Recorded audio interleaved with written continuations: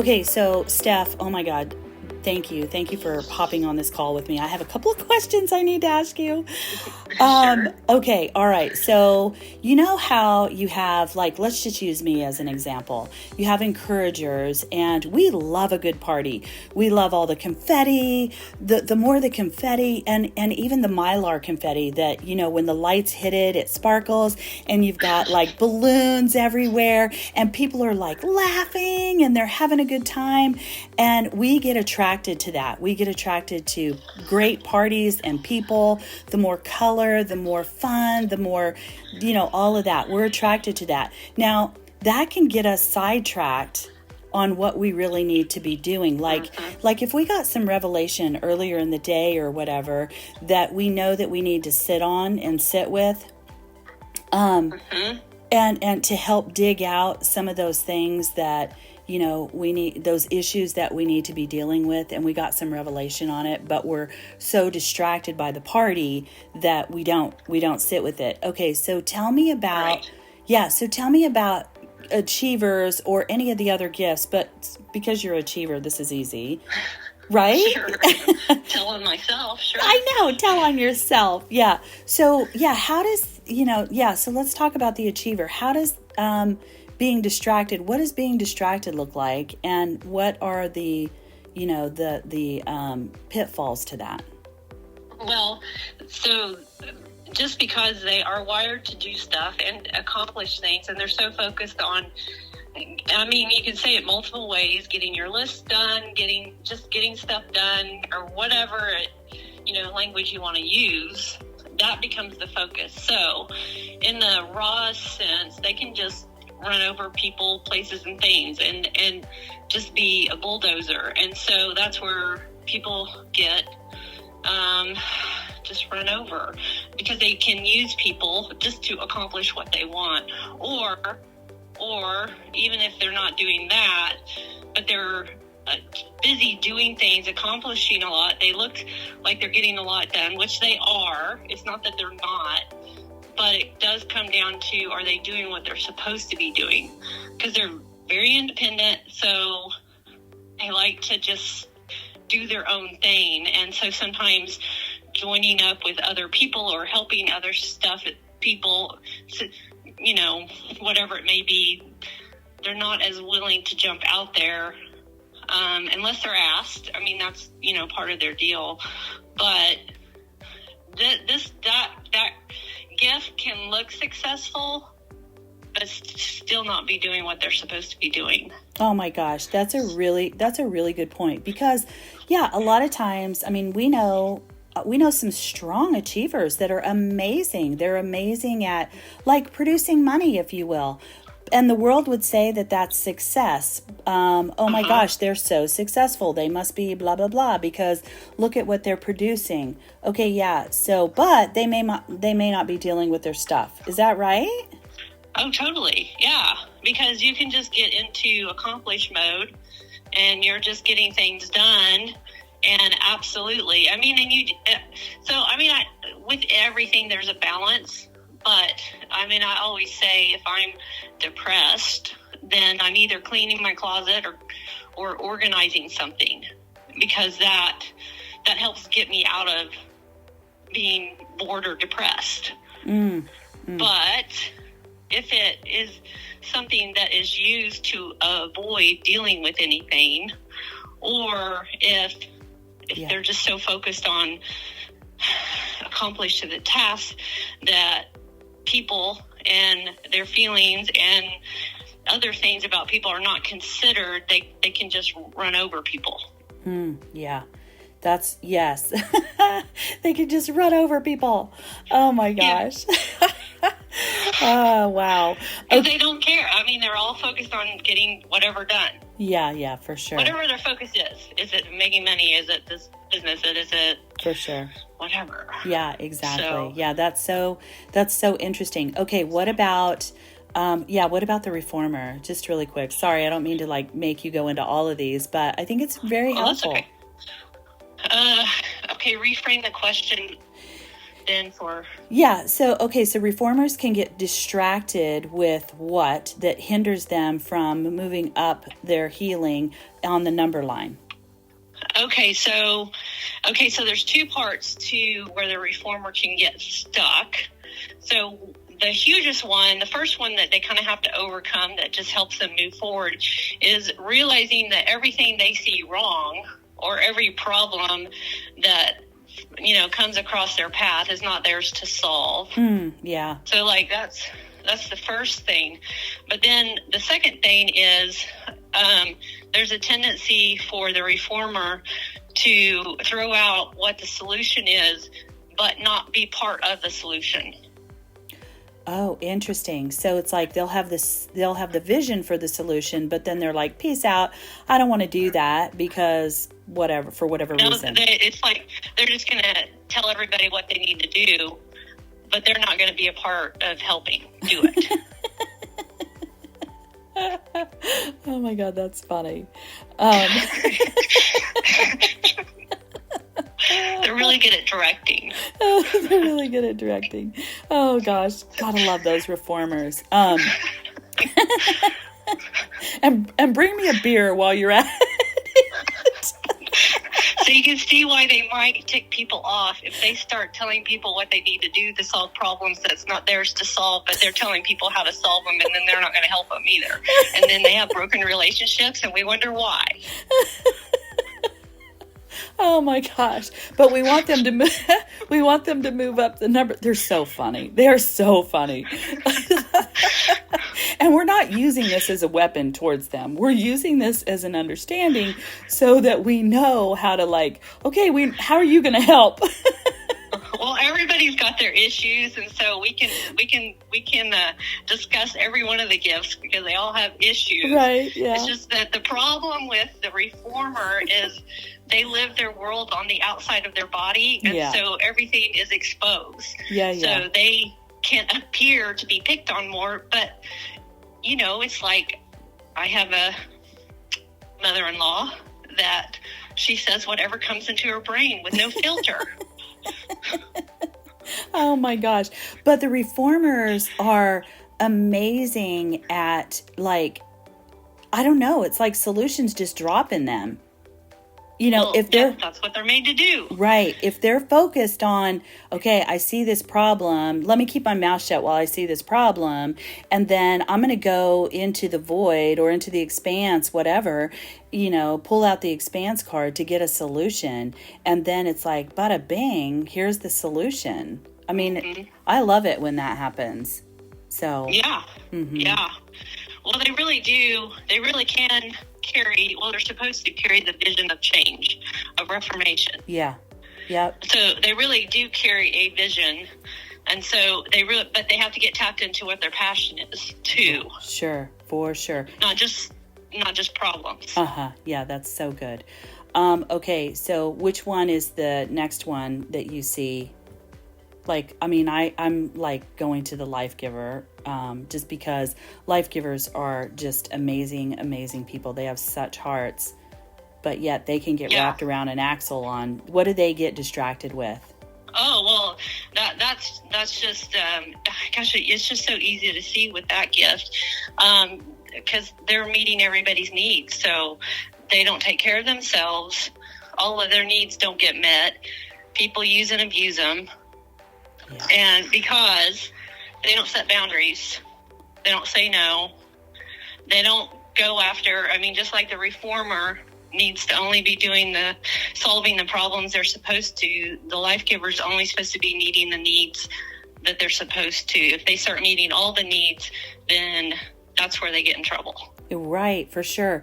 So I was recently having a conversation with a life giver and talking about that sort of thing, and this person constantly meeting the needs of everybody else around them in their family, but yet it was causing them to go into a deficit in an area. Yep. And so then, we had this conversation about, wait, let's talk about some practical examples, to where that it could help them be able to set some boundaries and to not feel guilty about saying no, but being able to offer a solution like, okay, so it's not no, but it's this. Like, you're the one that's managing the money in your account that we set up for you. How is that going? Instead of them saying, no, I'm not going to give you more money.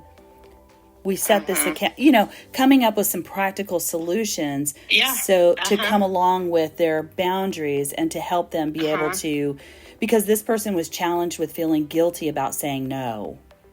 Oh, well, sure. Absolutely. Because they're very wired to people please. Sure. So. Yeah.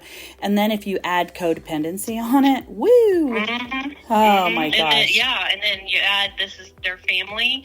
I mean, all of those things just give you a recipe for, Yeah, and it's almost like, it's almost like idolizing it, like placing people before God, if you will. If we're talking about it from a spiritual aspect, Sure. And then, what's going to happen there? You know what I mean? Yeah. So, right. Okay, transformer. What do they get distracted? Well, I think they fall into, so resources are attracted to them. So, their world they see everything as resources, whether it's material resources, money, people, information. So the tendency, because they really like to feel safe. So then what will happen is they can use whatever resources they have as a way to control and manipulate people. Yeah, that's interesting. Instead of releasing the resources, they're not supposed to, be the resource for everybody and everything, but it's finding out what they're supposed to be supporting and using the resources they have to support that. Mm-hmm. Yeah. Because if you're supposed to be funneling, if you're just talking about money and you're supposed to be putting this amount of money every month into this project over here, but then you start giving money over here, then you don't have the amount you need for this over here. Yeah. Then what do? Then you have to come up with something. So then you jump outside of what you actually have. Then you're really trying to manipulate and control or scramble or do stuff. And then you're way outside the boundaries. Yeah. So interesting. So the solution for that is to, with checking yourself, on sitting with yourself, if you will, and evaluating how am I doing this, or understanding what your resources are and how you're allocating them. Yeah, and just because they do have such a desire for safety, sometimes they have to be uncomfortable, so they have to do things like they have to jump out that would appear faith to them, maybe not to another gift. Yeah. But for them, it's jumping out in faith and trusting. Sure. Yeah. And doing what? And doing what? Doing what? Just funding or supporting whoever or whatever they're supposed to be doing. Yeah, that's good. It makes me think about a person's level of risk tolerance. One of the things that I've recognized is that I've had a healthy amount of risk tolerance. There's things that I think about the consequences of, okay, if I step out and I do this, what are the consequences, or what could be the consequences, or what's the second and third order effect of this decision that I'm about to make? Am I willing to risk that, weighing the risk versus reward, and am I willing to risk that, and do I feel like I'm supposed to risk that? But as I've increased in my risk tolerance, I have seen some amazing things happen. And so getting out of our comfort zone, and like you were talking about for the transformer, if they get comfortable and then they just keep all their resources to themselves, Mm-hmm. Yeah, that's not. So it's like they need to start increasing their capacity for risk. Well, yeah, absolutely. And just identifying where they're supposed to be plugged in. Yes. So, because even, just bringing up faith, looking at each of the gifts. So like the reformer and the encourager, like you guys have big faith. So like you can jump way out. You can go to the edge of death and come back. and it's just no big deal. Right, yeah. It's fine. So I just think it's important that we don't pattern ourselves off of somebody because the way they're wired is so different. Yeah. That's why it's like, okay, well, I don't have to tell you, Rose, to be considerate of people. I don't have to tell you that. Yeah. But I have to tell me that. Mm-hmm. Yeah, that's a really good point. So the way our faith is tied into, that's why collectively moving in faith, that's where the power comes from. That's what we're supposed to be doing, because the reformer and the encourager, you guys have the big faith to lead the groups of people. Yeah, that's so interesting. You know what I'm saying? So I don't think it's beneficial or behooves us if I'm not your gift to tackle some big, huge faith thing when I need to be nice to people. Steph, okay, so you must be up the number line because you are nice to people. Well, I do practice what I preach. I do believe in what I actually teach, and so I do believe it. So what I do and what I try to teach on is that you've got to look at, like, a hug is a resource to help somebody do their job to accomplish something. Yes. That's how I look at it. Yeah, that's really good. If I understand and I can speak the language of another gift, then why would I not speak that to them? Yeah, for sure. You know, so that's how I try to approach people. Right. Yeah. Okay. Well, what about, so now that we've started down this path, we have to do the researcher and the comforter. Let's do the comforter last. So, okay. So researcher, what are they? The researcher. I love them. I love what they produce. Okay. Now I say that about every gift, don't I? That I love that gift. Well, yeah, because you're your gift. Because I love the people. I just think they're all amazing. I know. Yes. Well, they are. They are. And I take pride in the fact that they're God's greatest commodity. I mean, if you don't have the people, the rest doesn't matter. But anyway. That's the truth. Okay. All right. So researcher, what's their distraction? Well, so. Other than the internet. The internet, totally. And encyclopedias. Well, I think it can be boiled down to the almost like this. When I get enough information, then I'll tell you what I know. Oh, gosh. When I get enough information, then I'll share it with you. But they're always perpetually in gathering information. Yeah. Like they have a hard time landing. Yeah, so these people could be considered academias, you know, and like they're going to continue to study. And it's like, how are you putting hands and feet to that? How are you putting action to that study? When do you apply it? When do you actually, it's like buy in or do something with, instead of just gathering the information and even maybe sharing it to a degree, but when does it get applied? Right. Yeah, that's really, really good. I've spent, a decent amount of time in my HR work working with scientists, and that is a major struggle. That's a major struggle for them, that they have to overcome, like the analysis paralysis. Have I pulled enough data? Have I analyzed enough data to make an opinion or a summary? That's an interesting deal.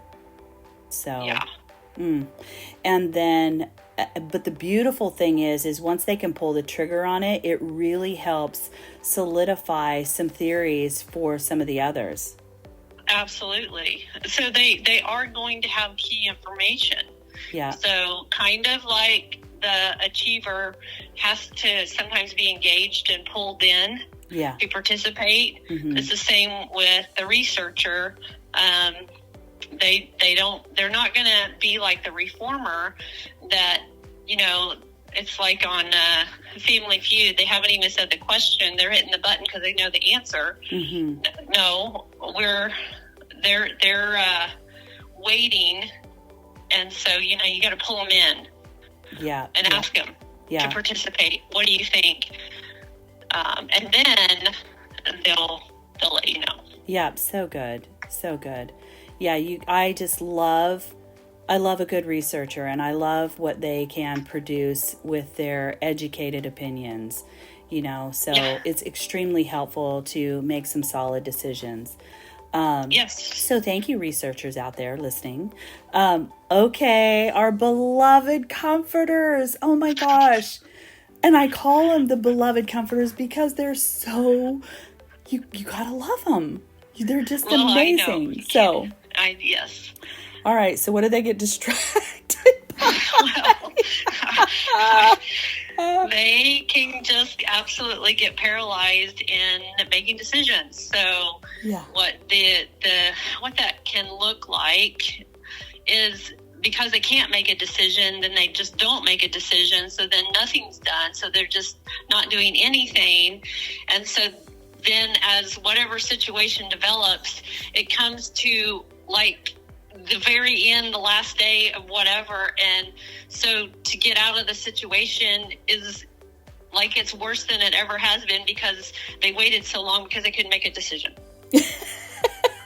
Because I can't feel it. I can't feel the decision. Well, there's just this in them too. They want to make the right. Yeah. They want the right answer. Yes. They want to make the right choice. So what if they don't make the right choice? What if it's the wrong choice? Right. Well, what if there's a better choice? What if there's... And they go through scenarios. They just run scenarios in their head. And then they just get paralyzed. And so I always tease this gift because it is a true thing. If you go to eat with them, they can hardly ever make a decision. And then they just go, well, I'll just have what you're having. Because they can't make a decision on what to eat. Oh, that's beautiful. So if they're having trouble with a lunch choice, then we go out into real life, and it multiplies it too. Yeah. But I mean, that's why I this gift, just because they're so wired differently, and it's that whole thing we're trying to. Like, they think, okay, I have to pattern myself after this gift over here. Well, they're not wired like that. Mm-hmm. So it's having the understanding that they are so wired differently and helping them understand who they are, mm-hmm. so that they can make decisions, because they're not really going to make decisions based on facts, details, and logical thinking. Oh, they're going to go with their feelings. Yeah. Not that you don't look at that stuff. You do have to consider that, and you do have to maneuver through details and facts. Right. But there is an intuition, and they can move by how they feel. But if they're not honed in that, then they're just going to be spinning all over the place. Yeah. So they have to question their feelings. Yes, and I think it's just. This gift, probably more than the other gifts, has the most overcome because they're the most different, and they're the most susceptible to, well, I can't let my feelings run me.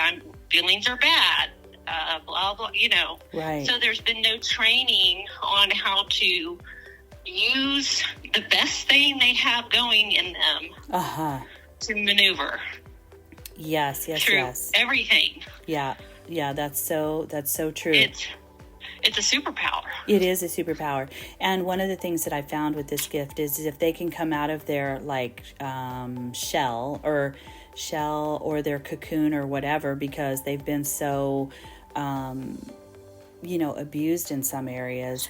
So then they retreat, and it's like they're off in their own little world, and it's like, no, mm-hmm. come out. I'm going to treat you safely. I'll be good to you, right. And one of the things that I found is that as I've partnered with them, and I ask them their opinion, tell me about what you're feeling, what are you getting, that sort of thing. And as I can align with it, or it's actually, I've seen it actually build confidence in them and their superpower. Yeah, that's awesome. Yeah. Yeah. I mean, we're just practicing, right? We're just practicing, Absolutely. learning how to utilize each other's gifts, and so anyway. Oh my gosh. Yeah. Wow. Steph, I love it. I love it when we have these impromptu conversations and then I drag you down the path of, okay, we can't stop here. We got to keep going. Right. Oh my gosh, it's so good. Okay, so any other final thoughts before we click off? I don't think so. I think we kind of hit all the gifts, so. We did. And, you can mark this one off your list for the day. You've accomplished it well. I can't. Oh my gosh. Steph, thank you. Thank you for being you, and thank you for doing a deep dive into this work so that it helps the rest of us understand better who we are too, and how to utilize each other, Yeah. properly. Right. Miles Monroe says abnormal use of a person is abuse. Yeah. And so this is really, good. this is really helping us know how to utilize each other's, strong suits and how to work better together collectively so that we can impact the world. So, right. Okay. Right. All right. Well, I'll let you go and you can have the rest of your day back to you. So, all right. Okay. I'll talk to you soon. Okay. Okay, bye.